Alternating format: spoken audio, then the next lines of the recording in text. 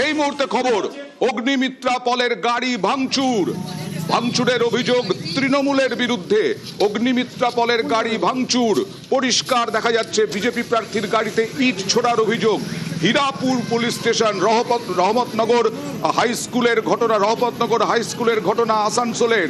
অগ্নিমিত্রা পলের গাড়ি ভাঙচুর, কাঁচ ভেঙে গেছে, আপনারা দেখছেন বিভিন্ন জানলার কাঁচ, পেছনের জানলার কাঁচ ভেঙে গেছে, একেবারে টুকরো টুকরো হয়ে গেছে কাঁচ।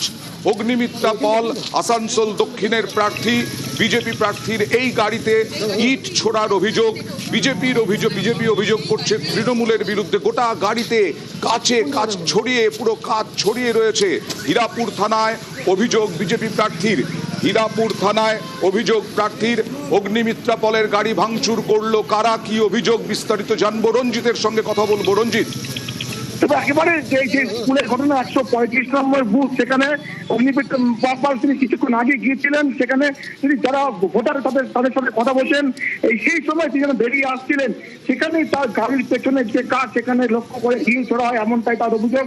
এবং পেছনের কাজ কিন্তু ভেঙে গেছে। রহমতনগর হাই স্কুল 135 নম্বর বুথের ঘটনা। এই মুহূর্তে অগ্নিমিত্রা পাল তিনি হীরাপুর থানায় রয়েছেন।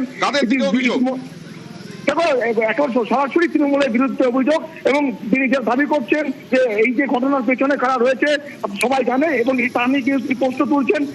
এবং যেখানে যে ঘটনা ঘটেছে, যে রহমতনগর হাই স্কুল, সেখানে কিন্তু বেশ কিছুক্ষণ তিনি ছিলেন এবং বেরিয়ে আসার সময় এই ঘটনা ঘটে। এই মুহূর্তে হীরাপুর থানায় তিনি রয়েছেন, পাশাপাশি নির্বাচন কমিশনকে কিন্তু বিষয়টি জানাচ্ছেন।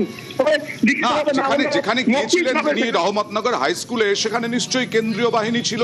সেই কেন্দ্রীয় বাহিনীর সামনেই এই ধরনের ইট ছুড়ে গাড়ি ভাঙচুরের ঘটনা ঘটলো।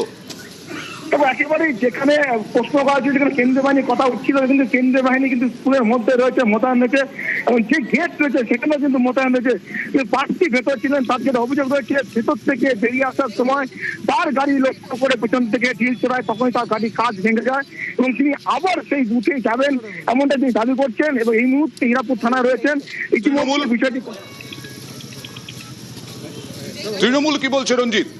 তবে এখনো পর্যন্ত তৃণমূলের কোনো প্রতিক্রিয়া পাওয়া যায়নি। তবে যে ঘটনা ঘটেছে, এই ঘটনা নিয়ে নির্বাচন কমিশনে যাবে, এমনটাই কিন্তু দাবি করা হচ্ছে, এবং লিখিতভাবে না হলেও মৌখিকভাবে হীরাপুর থানায় জানানো হয়েছে। এবং তৃণমূলের কাছ থেকে, ওই জেলার পক্ষ থেকে এখনো পর্যন্ত কোনো রিয়াকশন পাওয়া যায়নি। আমি কৃষাণুর কাছে যাওয়ার চেষ্টা করবো, তবে তার আগে অগ্নিমিত্রা পল কি বলেছেন দেখুন।